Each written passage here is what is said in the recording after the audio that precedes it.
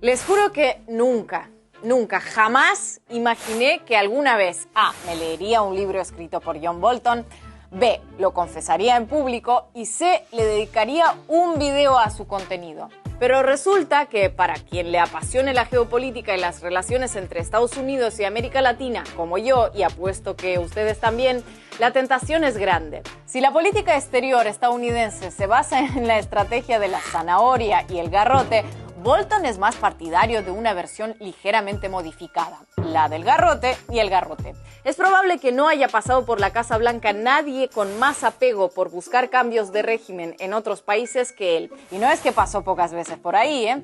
La última como consejero de Seguridad Nacional de Trump, aunque terminaron peleados. De hecho, el presidente estadounidense trató de prohibir la publicación del libro y denunció dos cosas. Una, que el ejemplar contiene puras mentiras y dos, que revela secretos de Estado. Como ambas cosas no pueden ser completamente ciertas a la vez sin violar las leyes de la lógica y a John Bolton le sobra fama de cínico, manipulador y traicionero, incluso entre sus partidarios, no queda más remedio que deducir que en el libro no solo hay mentiras ni solo verdades, sino un poco de cada una. La dificultad y la gracia está en deducir dónde. Por supuesto, algunas de las partes más jugosas del libro tratan sobre Venezuela.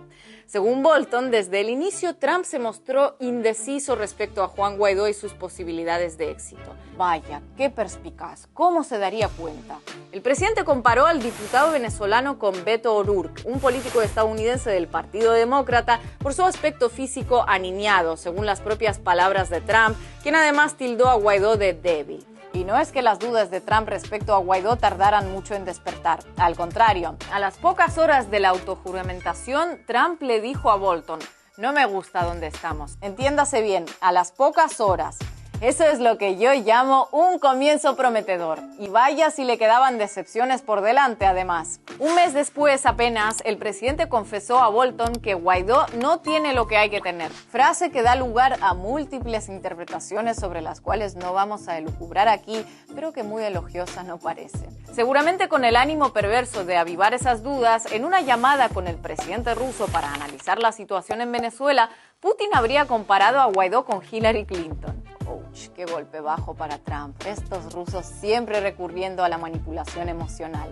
Trump, siempre según Bolton, se habría mostrado impresionado por lo bien parecidos y presentados que lucían los generales y alto mando militar venezolano, como si en su mente esperara una versión zarrapastrosa y decadente de los malos de una película de propaganda de los años 50. A pesar de sus más que lógicas dudas sobre la estrategia y sobre todo respecto a quienes la encabezaban por el lado venezolano, el presidente habría dicho que esperaba que Guaidó fuera extremadamente leal a la Casa Blanca y a nadie más, ya que de todas formas Venezuela ya era parte de Estados Unidos y que sería cool invadirla. Lo que resultaría ridículo y risible en boca de cualquier persona, pero que expresado por el presidente del país más poderoso del mundo, además de ridículo y risible, da escalofríos. En su libro, Bolton califica a la UEA como una de las organizaciones internacionales más moribundas que existen y explicó que si Washington le aplicó un desfibrilador en lugar de unos compasivos últimos sacramentos, fue con la esperanza de que sirviera de algo para ayudar a Guaidó. De modo que el principal organismo multiestatal que apoya al líder de la oposición venezolana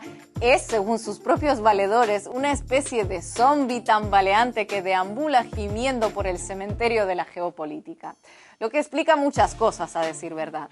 Y hablando de organismos irrelevantes, Bolton también menciona que no es que hiciera falta convencer mucho al Grupo de Lima para que reconocieran a Guaidó. Un telefonazo desde la Casa Blanca y antes de que terminara de timbrar, ya estaban dispuestos a lo que hiciera falta. Así da gusto.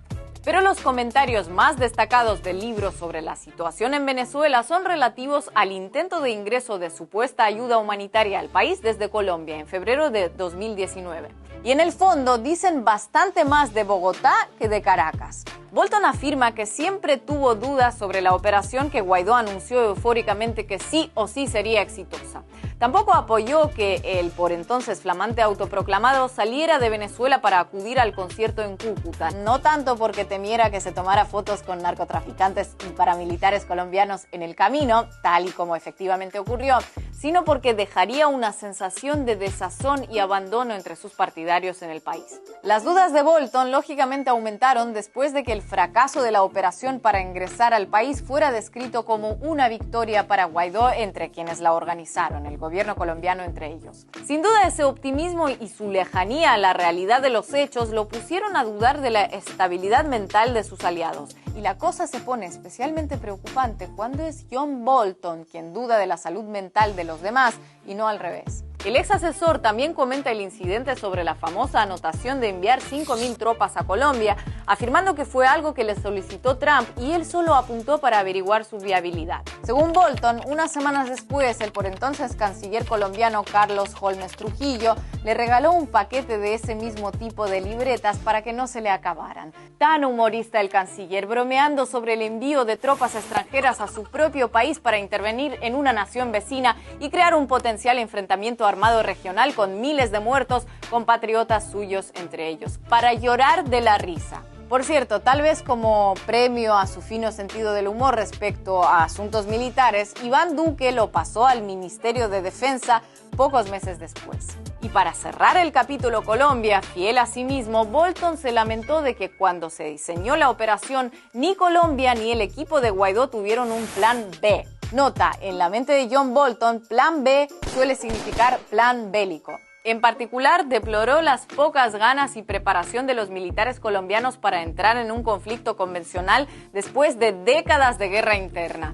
50 años a plomo y justo vienen a cansarse ahora. ¡Qué mala suerte! Como era de esperar, Bolton subraya en su obra la importancia de aprovechar el impulso de las sanciones y presión contra Venezuela para, ya que están, aplicarlas también contra Cuba y Nicaragua en una especie de oferta de 3 por el precio de 1. Llame ya, que tampoco llegó a nada, vistos los resultados. Como símbolo del peso geopolítico que juegan algunas naciones en la agenda estadounidense, por ejemplo, Bolton menciona al presidente de Honduras una sola vez para comentar que se reunió con él y conversó sobre Venezuela. Y no crean que este ninguneo se debe al tamaño o peso económico de cada nación. A Brasil también solo lo incluye de pasadita para recordar cómo el ministro de Defensa brasilero le aseguró que el cambio de régimen en Venezuela era inminente, hace ya más de un año.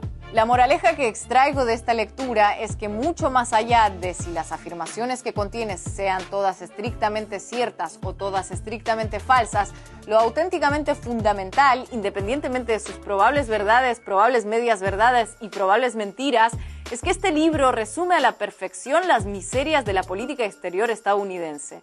Motivo más que suficiente para que algunos desearan que nunca hubiera visto la luz. Tal y como dije al inicio, nunca creí que sería capaz de leerme un libro de John Bolton. Y me equivoqué. En lo que no me equivoco, ni me equivocaré, es en que jamás seré capaz de recomendárselo a nadie. Por eso hice el esfuerzo de leerme sus fragmentos relativos a Latinoamérica para que ustedes puedan ahorrárselo. No me lo agradezcan, es mi trabajo. Con que compartan el video, lo comenten y se suscriban al canal, me doy por más que satisfecha.